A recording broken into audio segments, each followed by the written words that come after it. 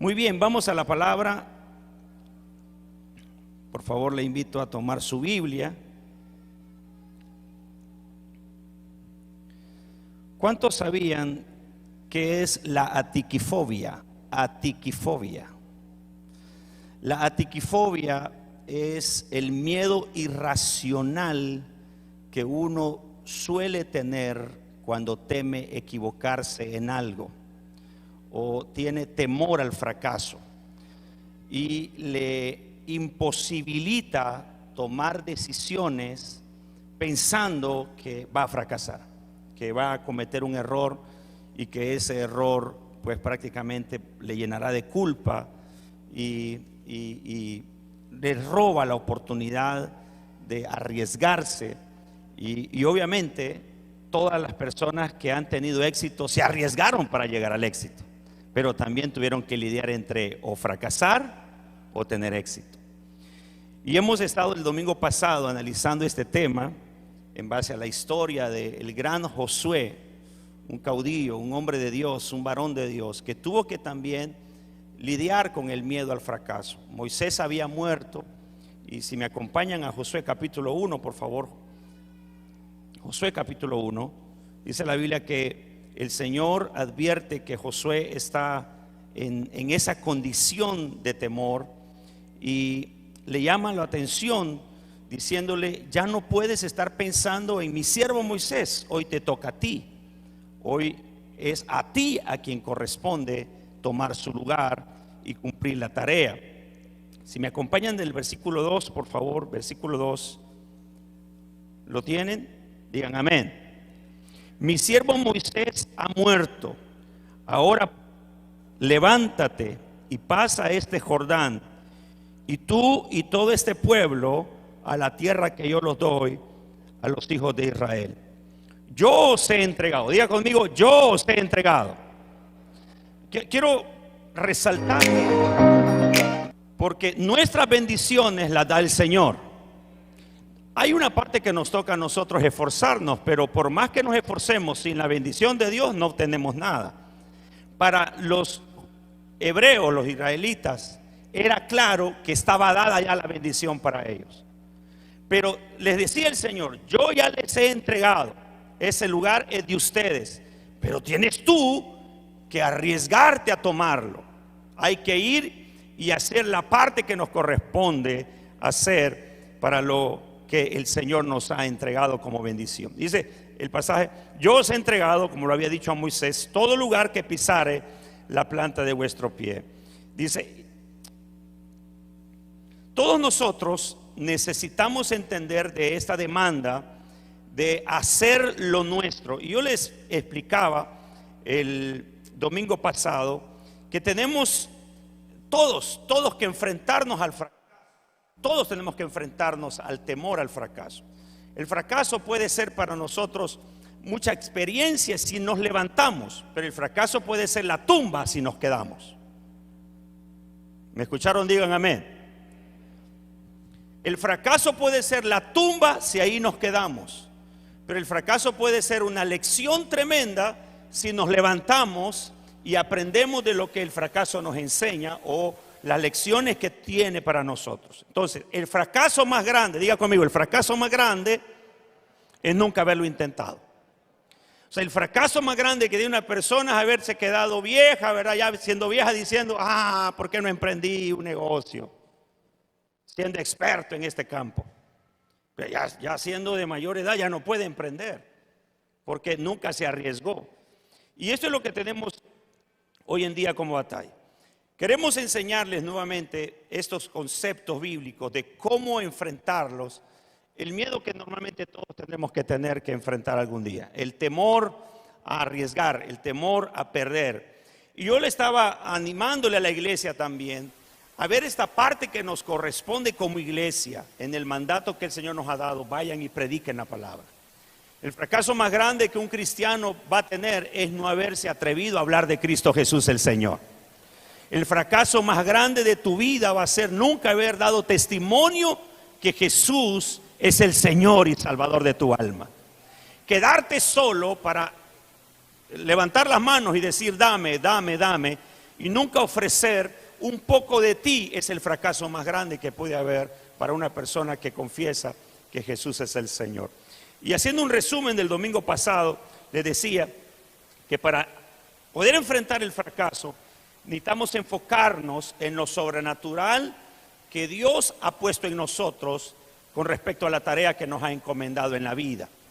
El hecho de que somos escogidos por Dios para llevar la palabra de Dios debe sentirse, todos nos debemos de sentir privilegiados por ser llamados por Dios para representarlo aquí en la tierra. ¿Cuántos se sienten privilegiados por vivir en Honduras? Veo que algunos están diciendo, yo me voy para el norte. Debemos decir, gracias Señor porque me has hecho hondureño. Solo yo lo digo, yo que no nací aquí, yo decidí ser hondureño, hermano, por elección. Pero ¿cuántos están alegres porque el Señor los puso en la Ceiba para vivir aquí en esta ciudad bonita, verdad? Tenemos que decir, soy privilegiado por estar aquí en esta ciudad, porque desde aquí el Señor me quiere usar para lo bueno. De modo que tendremos, si esa es nuestra perspectiva de vida, tendremos que enfrentarnos en esa tarea, no en los problemas que hay detrás de esta tarea. Todos los días nos levantamos pensando en lo que tendremos que hacer, en las diferentes obligaciones profesionales, familiares, y al mismo tiempo las obligaciones espirituales que van de la mano, no las podemos separar, todo esto va unido. Lo que hago en lo profesional también lo hago en lo espiritual. En lo que hago como padre, como esposo, como esposa, como suegra, también es espiritual. Lo que hago, ¿verdad?, en mis negocios, todo también es espiritual. Lo que hago para bien en esto también produce en lo espiritual. Entonces no podemos separarlo y venir aquí a la iglesia a levantar nuestras manos y decir, vea, soy bendecido, soy agradecido con Dios y exaltar su nombre. Y lo hago por fe, sabiendo que tengo que ir a enfrentar allá afuera un problemón mañana, tremendo problemón mañana de decisión financiera, de resolver un problema de relación, quizás un problema de algún empleado. Y tengo que lidiar con problemas, pero tengo que hacerlo en fe sabiendo que lidiar con los problemas, ya la victoria está de parte de Dios ganada. Cuando tengo enfocado esto en mi vida y digo, debo de enfrentarlo, sin miedo al éxito, sin miedo al éxito, sino decir, el Señor es mi ayudador porque Él me ha delegado esta tarea. Saben, hermanos, muchos de nosotros, cuando podemos reorientar nuestra vida, la paternalidad, los ministerios, el ser un profesional, el tener un negocio, cualquiera sea el área, el rol que nos corresponde, pero orientarlo a que esto tiene que ver con el plan divino, que es Dios quien me ha dado todo este privilegio de ser papá, ser profesional, ser ciudadano, etc. Todos esos roles, decir, es Dios quien me ha puesto en este lugar, es Dios quien me ha dado ese privilegio, me orienta en la vida. Porque cuando sé que es Dios quien me ha puesto aquí, ya estoy ganando. ¿Me comprenden, mis amados? Cuando ya es para mí conciencia que no es un castigo ser ceibeño. Como para muchos pueden decir, ay Señor, ¿en qué me he metido? ¿Por qué me hiciste nacer aquí? ¿Por qué me hiciste ser Molina? Parecerme a Rubén Molina. ¿Por qué me haces pasar por este calvario, Señor, de ser suegra? ¿Por qué me haces pasar por este problema de tener este chorizo de hijos, Señor? ¿Por qué no me diste solo uno? Hay quienes se expresan así de lo que les está tocando vivir. Y esto prácticamente está llamando ¿a quién? Al fracaso. Está llamando al fracaso. Pero cuando, a pesar de lo difícil que puede estar tocando en el rol, en el papel que estás desempeñando, pero atreves a decir, yo sé que Dios me ha puesto aquí para bendición, está llamando la bendición de Dios para tu vida.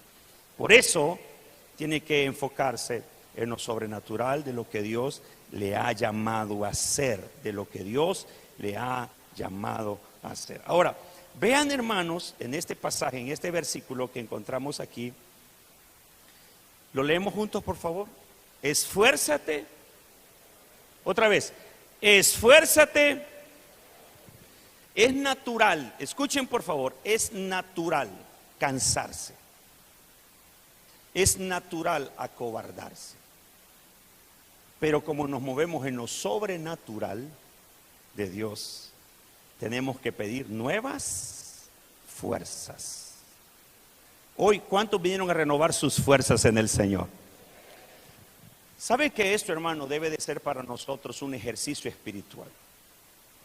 El cansancio espiritual es prácticamente esto: tener miedos, tener sobrecargas de frustración, que obviamente vienen acompañados con la ansiedad, vienen acompañados con lo que hemos estado hablando últimamente, lo que está arrastrando todos estos problemas en nuestro ánimo.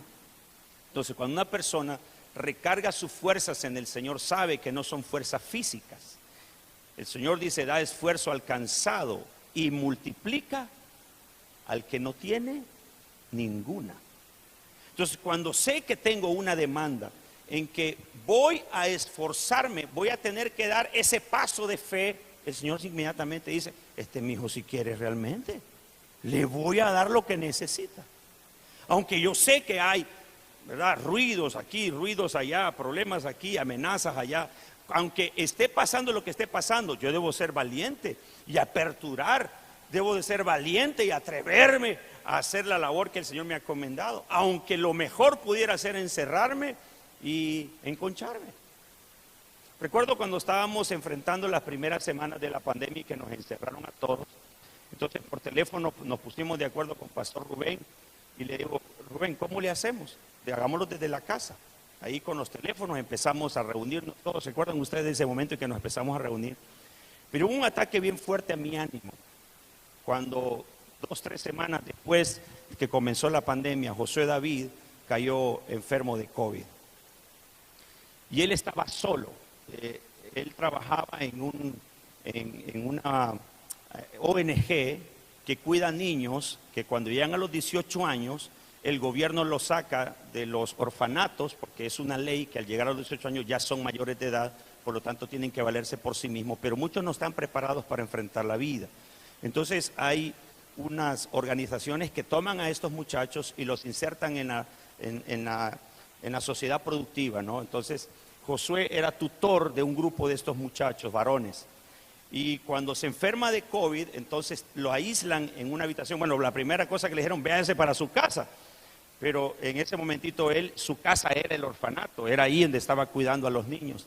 Entonces, inmediatamente al darse cuenta el misionero que él no tiene para dónde irse, que prácticamente él vive con ellos, entonces le dice: bueno, vete para tal cuarto y ahí quédate encerrado.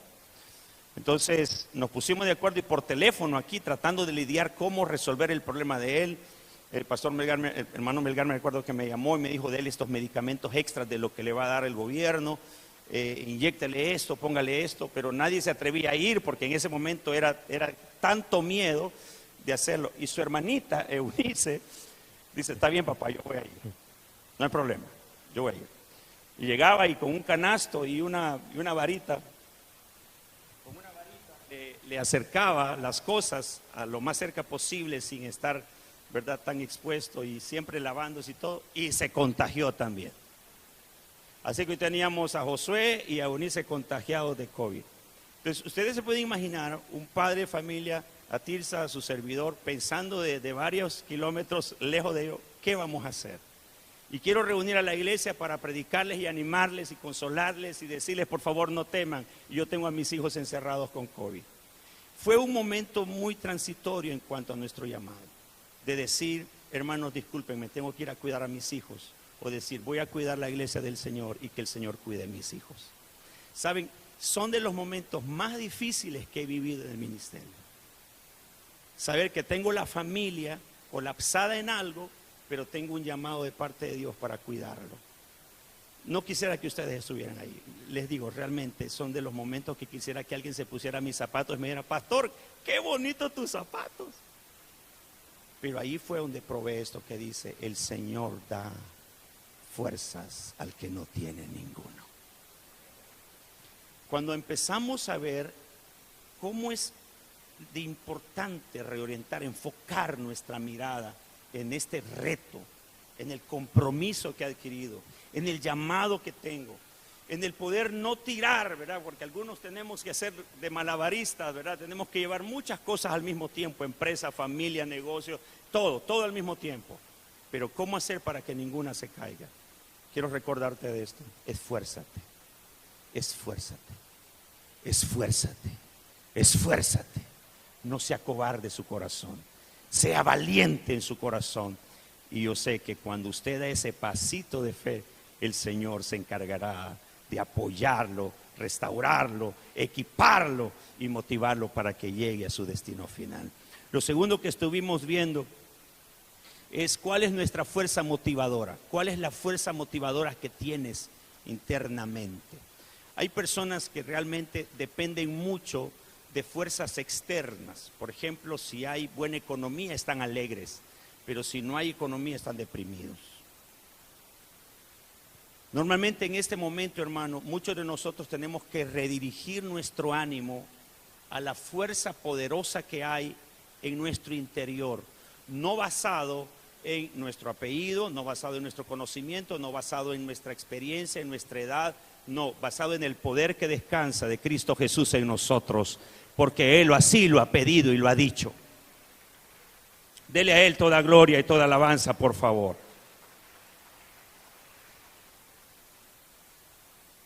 Les mencionaba el domingo pasado qué impacto tuvo que estas palabras se las dijera el Señor a Josué. Nunca te dejaré y nunca te desampararé.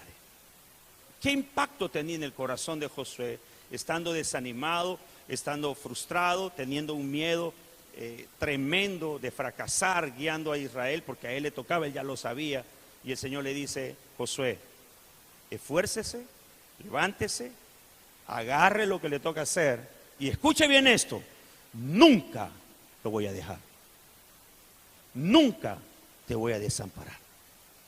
Yo quiero preguntarle, iglesia amada, ¿cuántos de ustedes han oído esta expresión de parte de Dios? Yo soy tu Dios, nunca te dejo, nunca te desamparo, mi diestra te sostiene hasta el último día de tu vida. Esta debería ser, hermano, nuestra fuerza motivadora todos los días en este tiempo. Usted se levanta en la mañana después de asustarse viéndose al espejo, diga: el Señor está conmigo. ¿Se pueden repetir todas las mañanas eso ustedes, por favor, de aquí en adelante? En vez de decirse: ay, qué feo amanecí hoy. Eso ya lo sabemos. Lo que usted necesita repetirse todos los días es: el Señor es mi ayudador, no temeré lo que pueda hacer el hombre.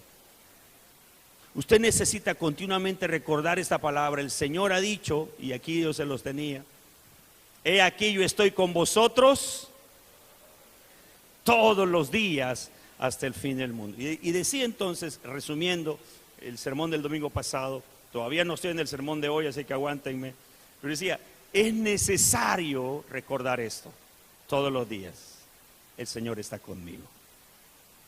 Yo quiero oír a la iglesia decir esto, por favor, dígalo conmigo: el Señor está conmigo. No se lo creo. ¿Sabe? Yo quiero pedirles que se apropien de esto, por favor, como iglesia. Usted necesita decir y vivir: el Señor está conmigo. Voy a ver una vez más, toda iglesia, por favor, una vez más. 1, 2, 3, todos juntos. Este lado nadie dijo nada. ¿Qué pasó? A ver, todos juntos, ayudémosle, por favor. 1, 2, 3. El Señor está conmigo. Y cada mañana usted necesita levantarse, y aunque los problemas surjan y vienen, y algunos de ellos obviamente dan miedo, ponen a temblar, nos ponen con ansiedad, debemos recordarnos: con Dios estoy seguro, con el Señor estoy bien acompañado, Él y yo somos mayoría, no temeré lo que pueda pasar en delante. Lo tercero que entonces quiero que veamos en esta experiencia de Josué es que Josué tuvo que entender que tenía dos alternativas. Una de ellas le iba a llevar a la bendición y al éxito. Y la otra lo iba a mantener ahí, en la condición de fracaso. ¿Cuáles eran? Ahí las tienen. ¿Cuál era?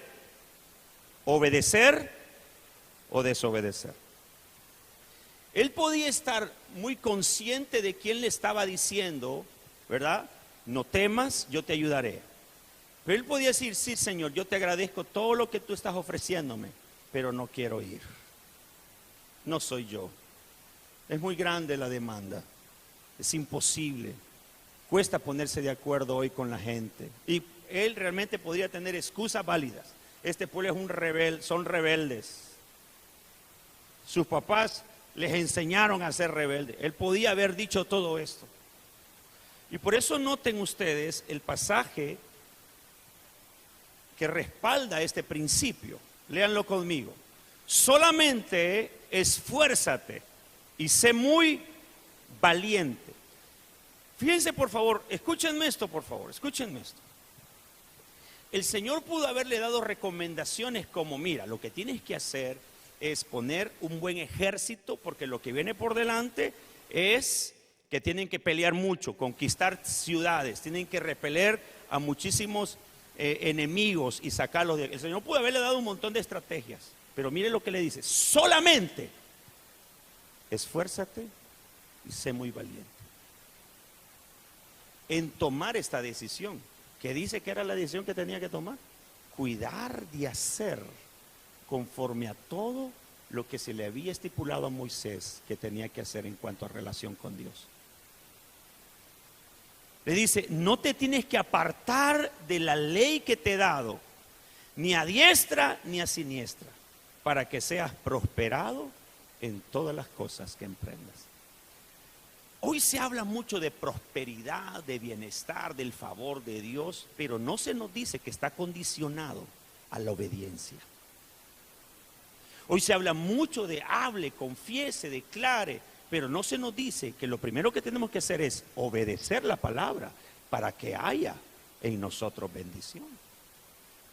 Entonces se nos orienta prácticamente a una convulsión emocional y que diga, crea, hágalo, vívalo, pero no se nos dice santifíquese, procure vivir de acuerdo a la palabra, oriente su vida de acuerdo a lo que la Biblia dice que debe de vivir, entonces harás prosperar tu camino.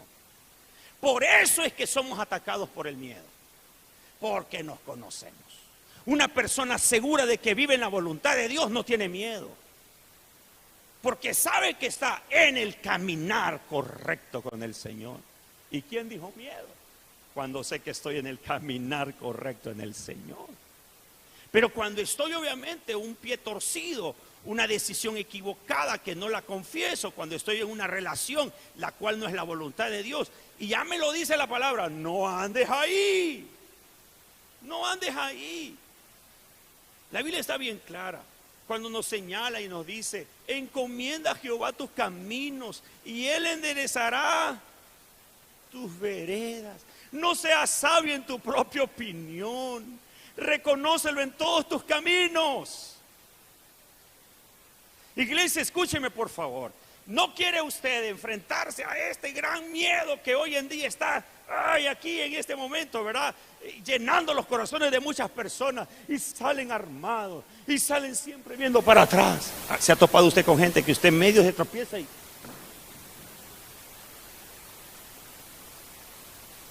saben en qué andan, ¿verdad? Es que en medio uno se tropieza con ellos y ya le tiran el codazo. Imagínense lo que andan. No quiere andar usted así, preocúpese y esfuércese en esto. Yo quiero andar en la voluntad de Dios. Voy a consultar con Él si lo que estoy planeando, lo que estoy pensando, lo que quiero hacer es su perfecta voluntad, porque con Él siempre hay victoria. Porque cuando Él dirige, Él me llevará a los planes de bien que tiene preparado para nosotros. Pero estar todo lo contrario, aislado de la voluntad de Dios, fuera de lo que el Señor ha instituido como su voluntad, su perfecta voluntad. La Biblia dice que ¿cómo es la voluntad de Dios? ¿Cómo es? Buena, agradable y perfecta. Y todos enfrentamos esto, mis amados, todos enfrentamos esto. A ver, ¿cuántos están solteros aquí? Levanten mano los solteros. A ver, ¿cuántos están acelerados? Ok. Yo sé que los solteros tienen en este caso, ¿verdad?, el deseo y el anhelo de casarse. ¿Cuántos solteros levantan la mano y dicen, Señor, yo me quiero casar? A ver, solteros. Vale, los demás que no levantaron la mano, tengo un seminario para ustedes para convertir los monjes y también... Porque veo que no levantaron la mano, ¿verdad? Entonces, dice, me decían alguien, ¿verdad?, preguntándole a alguien, me dice, ¿y vos por qué no te has casado? No, es que en la iglesia solo trofeos, Jaime, dice. Trompudos y feos.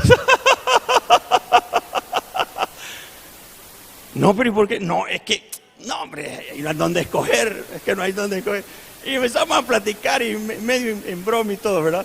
Pero continuamente me doy cuenta de cuánta gente se frustra y dice, ¿verdad?, es que no hay, es que esto no se puede. Y también hay otros, el temor a no hacerlo, ¿no? El no hacerlo porque está viendo cuántos matrimonios hoy se frustran, se pelean, se divorcian. No, prefiero estar mejor así y no cumplir la voluntad de Dios en mi vida. Pero ¿sabe cuál es el problema? Nos cuesta obedecer. Escúchenme, por favor. Iglesia amada, escúchenme esto, por favor.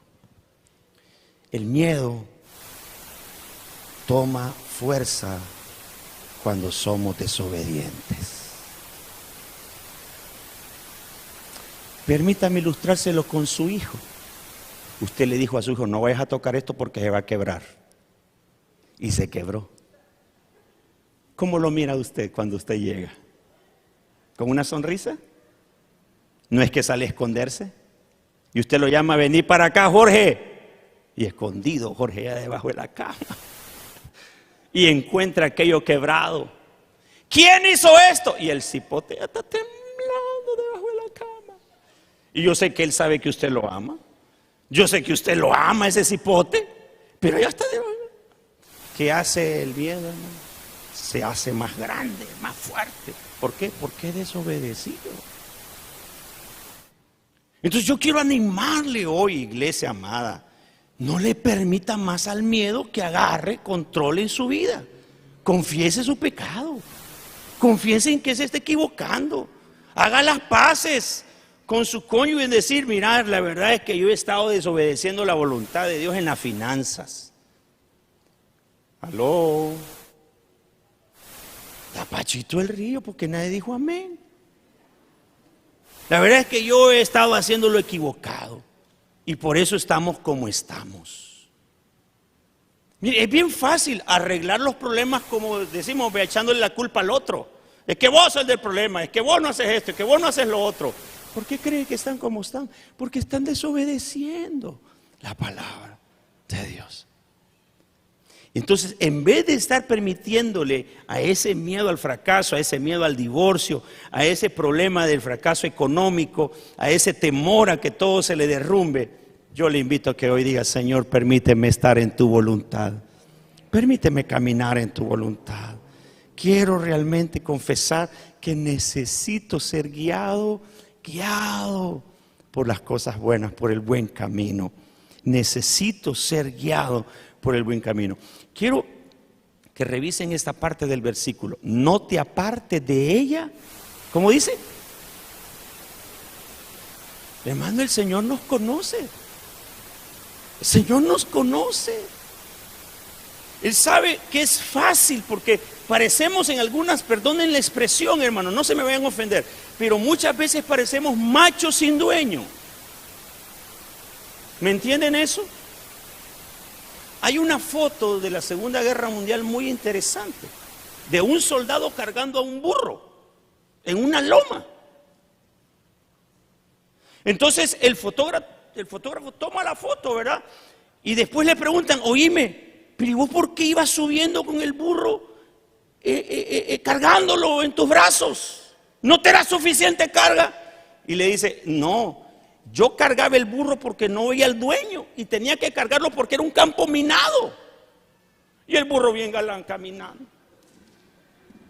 Y si soltaba una mina, si se oía el bombazo, iba a decirle al enemigo dónde estábamos. Entonces pues solo tuve que cargar al burro. No le estoy diciendo a nadie burro. Pero así nos pasa muchas veces. Nos tienen que cargar cuando somos desobedientes.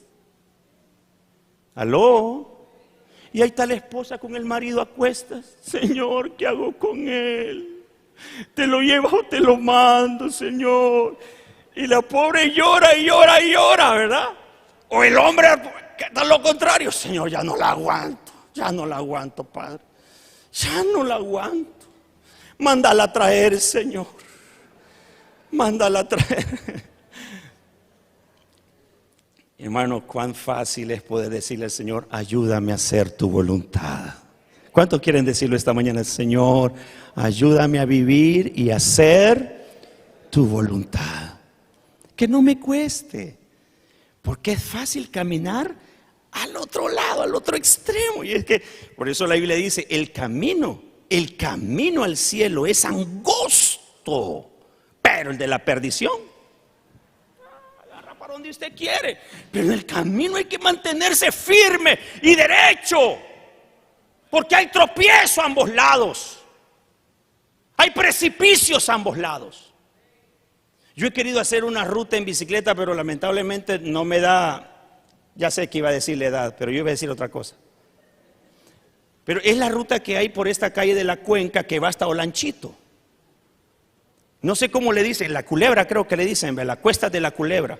Llega uno hasta Urraco, después de Urraco está, no recuerdo cómo se llama este pueblito. Y de ahí para allá son veredas. Y llega un momento en que ya no es tanto una vereda, sino que precipicio acá y precipicio acá. Por eso quiero llevar a mi suegra por ese lado yo. Están en la jugada. Vamos a hacer excursión. Mire, ve, dicen los ciclistas que tienen que mantenerse en tan equilibrio que un paso en falso al precipicio. Y así estamos muchos de nosotros. Queremos llegar al cielo, queremos tener bendición, queremos tener un matrimonio de éxito, queremos ser padres exitosos, pero estamos viendo más el precipicio que la calle. No nos enfocamos: esto es lo recto, esto es lo derecho, este es el camino del Señor, esto es lo sagrado, esto es lo santo, esto es lo de buen orden. Pero por estar viendo el precipicio, no nos fijamos hacia dónde nos dirigimos. Y quiero llamar su atención, por favor, a esta clave. El Señor le decía: esfuérzate y sé manteniente, sé valiente, perdón, se me traba la lengua, no disculpen. Esfuérzate y sé valiente en cuidar de obedecer todas mis indicaciones divinas. El prosperar dependía de estar en lo encomendado por Dios, vivir de acuerdo a eso, a lo que Dios decía: esto es mi voluntad. Por eso, si yo pospongo lo ordenado por Dios, lo dejo allá a un lado, y entonces me dedico a vivir la vida como yo quiero, el miedo vendrá, porque me hallará en desobediencia. Y el día que me vaya mal, ese miedo se enraizará. Y después ya no querré hacer más nada, porque me ha ido mal. Mas lo correcto es: Señor, encomiendo a ti mis caminos de hoy en adelante. Quiero aprender a escuchar tu voz. Quiero aprender a mantenerme en tu voz. Quiero ser obediente a tu voz. Quiero estar cuidando de tu palabra, cuidando lo que tú dices. Lo que tú dices. Lo que tú, Señor, me ordenas.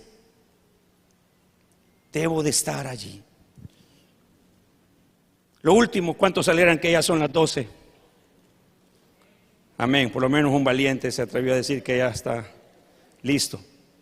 La cuarta clave que veo en esta lección que nos da Josué, y voy a poner de un solo el versículo: nunca se apartará de tu boca. ¿De dónde dice? De tu boca. Bueno, no, perdonen, verdad, que sea como muy obvio en esto, pero para que algo salga de mi boca, ¿dónde tiene que estar primero? En la mente, ¿verdad? O sea, para que algo yo pueda decir de algo, es que ya antes lo pensé, ya antes lo memoricé, ya antes lo medité. Entonces, aquí hay un proceso interesante. Cuando el Señor le está diciendo a Josué, nunca se aparte de tu boca este libro de ley, sino que de día y de noche meditarás en él para que guardes y hagas conforme a todo lo que está en el escrito. Todos quisiéramos que nos vaya bien y todos quisiéramos portarnos bien. ¿Cuántos quieren portarse bien realmente? ¿Sí? Todo lo queremos hacer. El problema está en esto.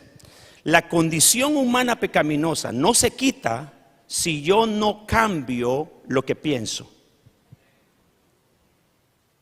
La condición y actitud humana de caminar turbio, de caminar pando, no se quitará hasta que no cambie mi forma de pensar sobre ese asunto en particular.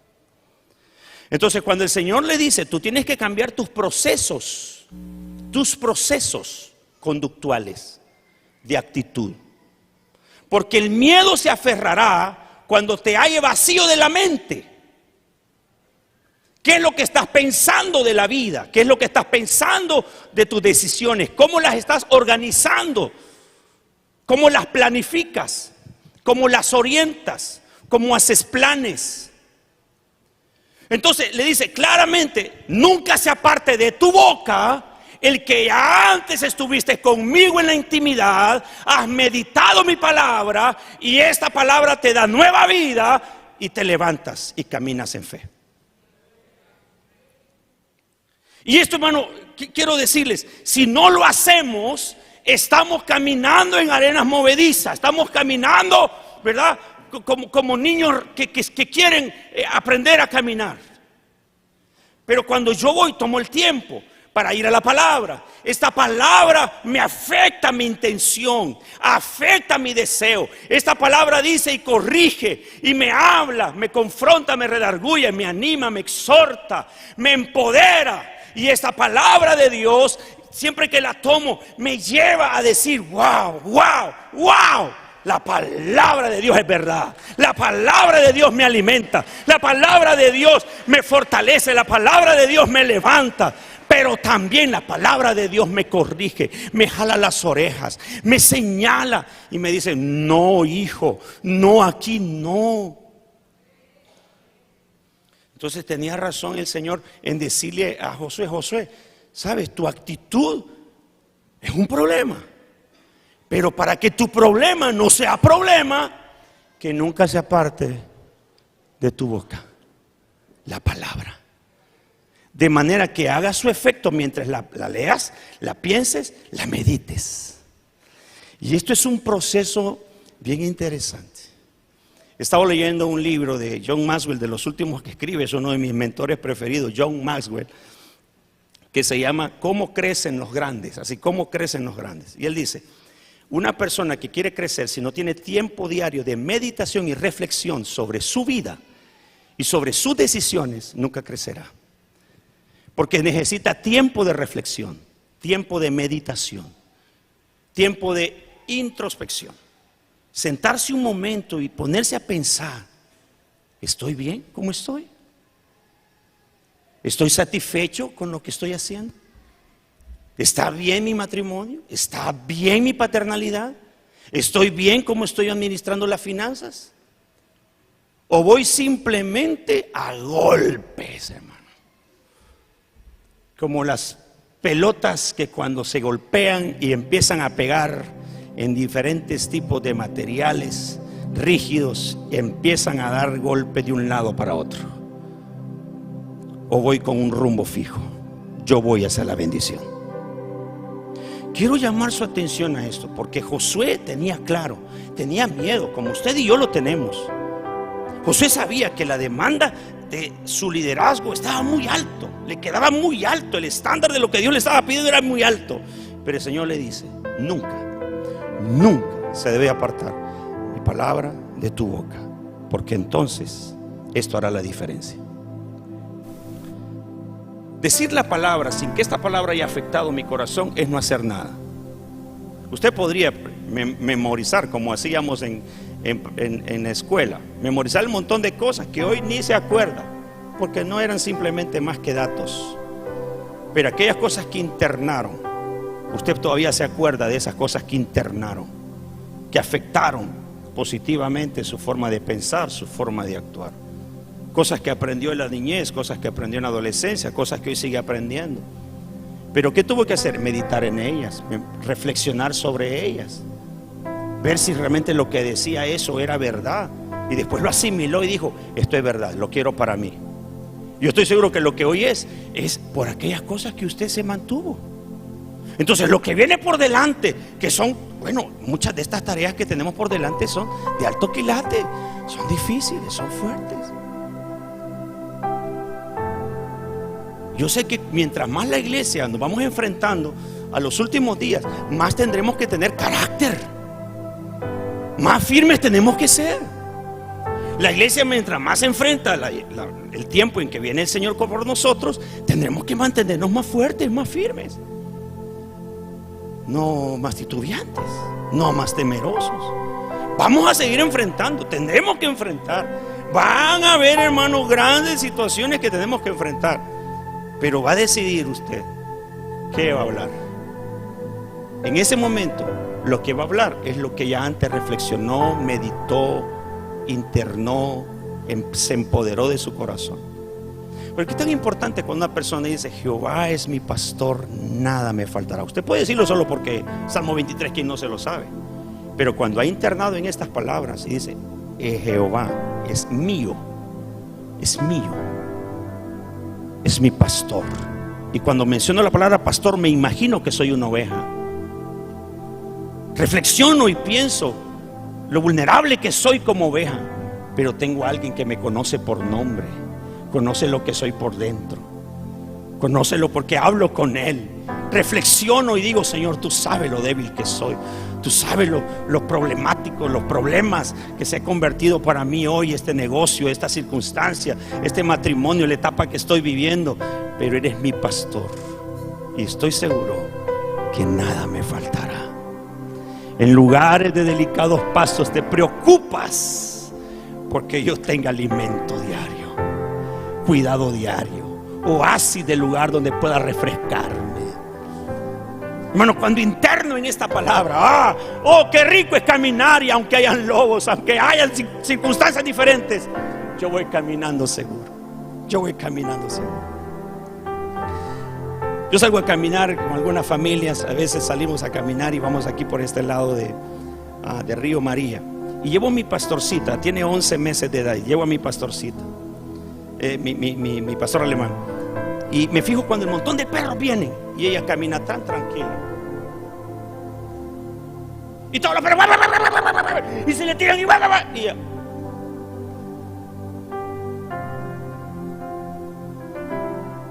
Yo no sé si usted se imagina viviendo en este tiempo con tantos lobos, con tanta ruido, con tanta, y usted camina seguro.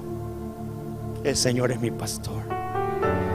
Él me pastorea, Él me cuida, Él está conmigo, Él me rodea de bien, su gracia me mantiene. Oh, mi diestra está agarrado por la diestra del Señor. No estoy solo, no estoy sola. El Señor es mi ayudador. A veces se me acaban las fuerzas, pero me vuelvo a levantar porque Él me vuelve a inyectar nuevas fuerzas. ¿Entiende lo que estoy diciendo? ¿Qué habla tu boca? ¿Qué hablan tus labios?